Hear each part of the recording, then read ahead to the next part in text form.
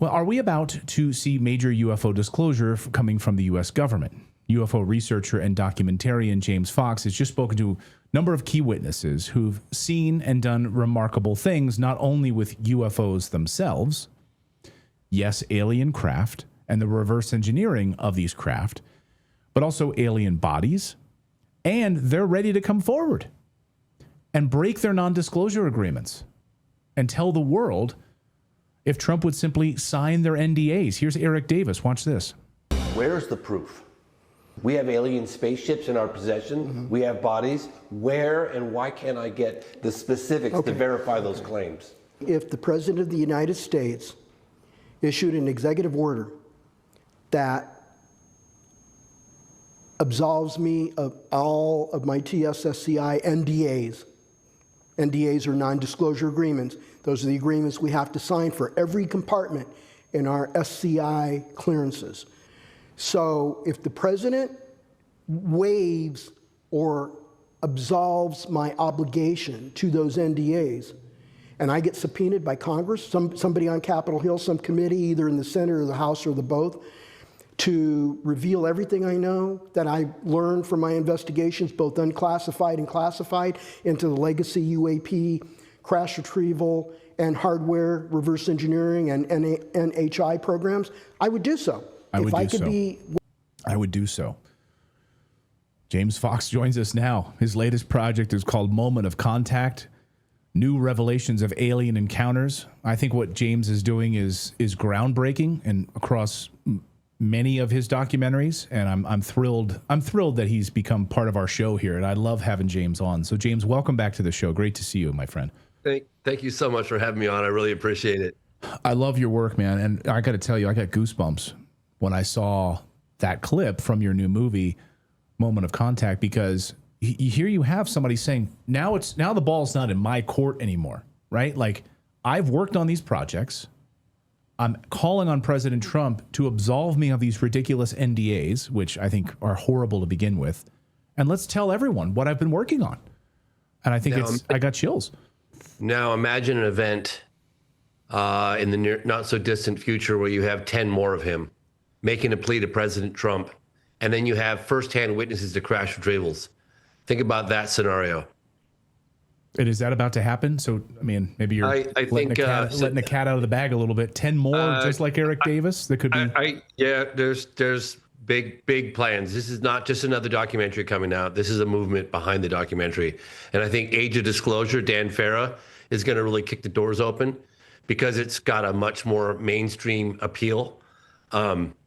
But, you know, one of the things that we did with this new version of Moment of Contact, it's got an entirely brand new 20-minute opening, which I really felt like people's frustration with the congressional hearings. You've got, you know, in 2023, you've got this high-level intelligence officer, David Grush, and he's making these extraordinary claims of aliens in captivity, alien spacecraft, and not really necessarily, certainly openly providing the details needed to verify those claims. Obviously, there's a lot more going on in the skiff behind the scenes. I talked to Congressman Burleson recently about going into a skiff with Grush. I said, "How was it?" He goes, "Pretty eye-opening."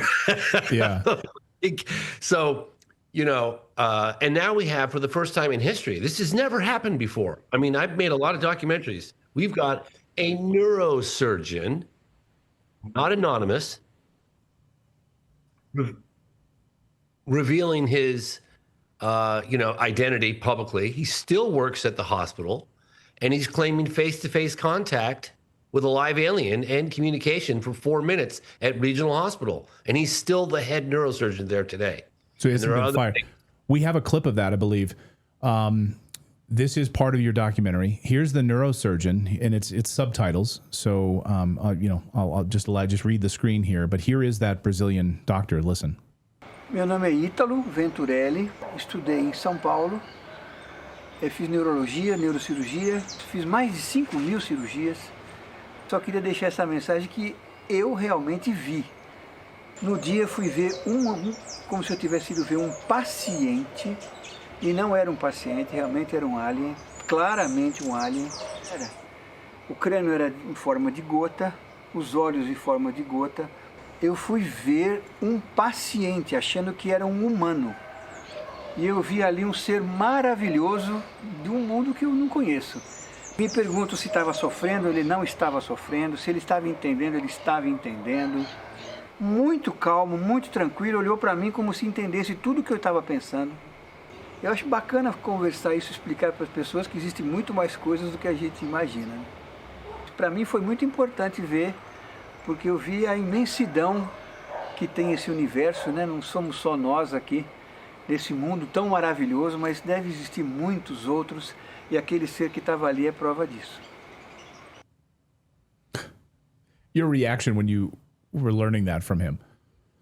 Oh, are you kidding me? I mean, so we went back to Brazil a number of times since the film came out, because this is an ongoing investigation for me. I've been at it 16 years.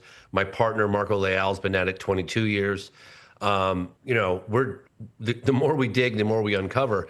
And we met with two forensic pathologists, Dr. Armando, who did the autopsy on the deceased military officer, who got a scratch under his arm from the creature. It wasn't anything malicious. He just grabbed it and he got a little scratch, and he died a couple weeks later.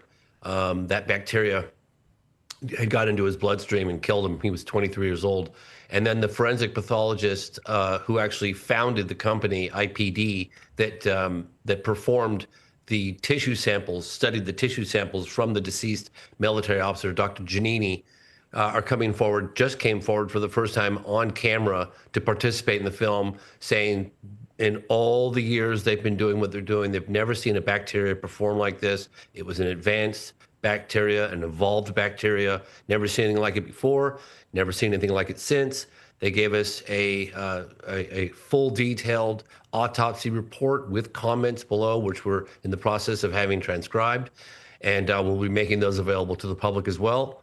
And they're coming forward. We've got the former chief of police now. We got him to come forward. So new witness who allegedly saw the craft in distress, the big cylindrical shaped craft. So lots of new evidence. And then, of course, you've got what's happening on the American side, right?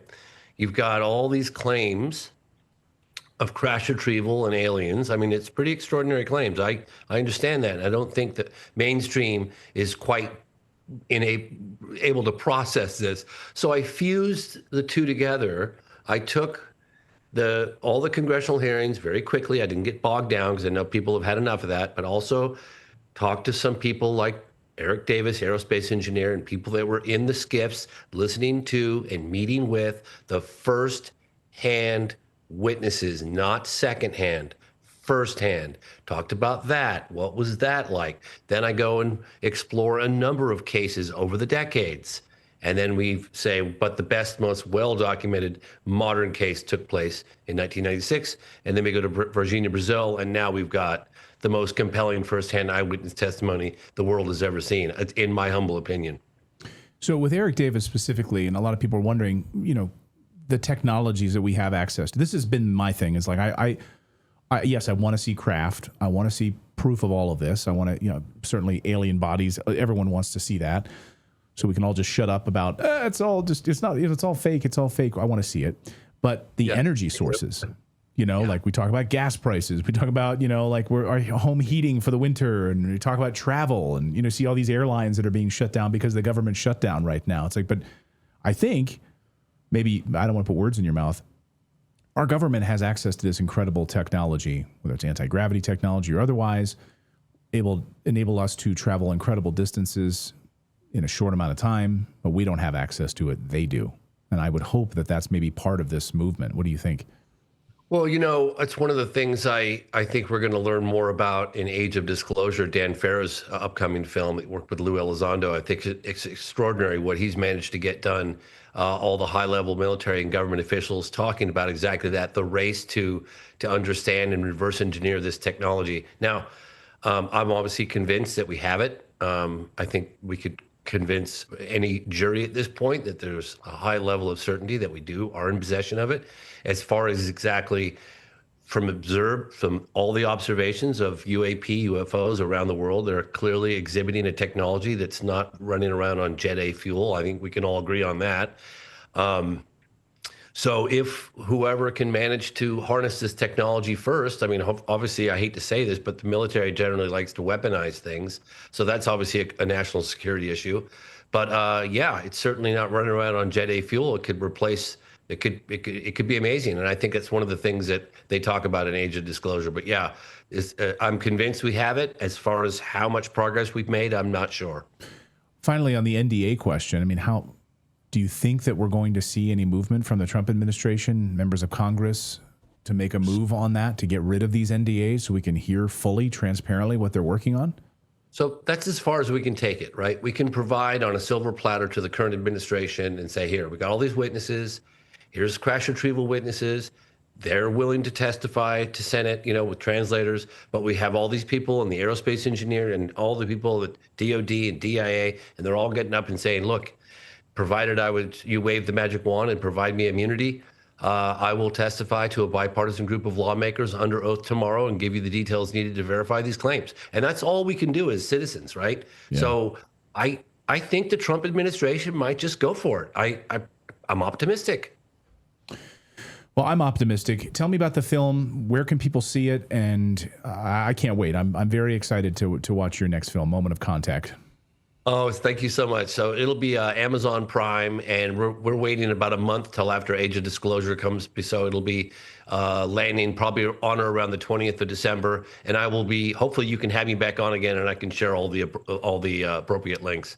Oh, absolutely. Yeah. And I'm sure there's quite a few revelations you'll be revealing as the documentary unfolds. So we'd love to have you back on in December once it goes live. So very much looking forward to that. So James Fox, great to see you. I know you're a busy man getting the final edits done, getting all this wrapped up before showtime. So thank you so much for your work on this. As always, great to see you. I appreciate your support very much. Thank you for having me on. You bet. Thanks, James.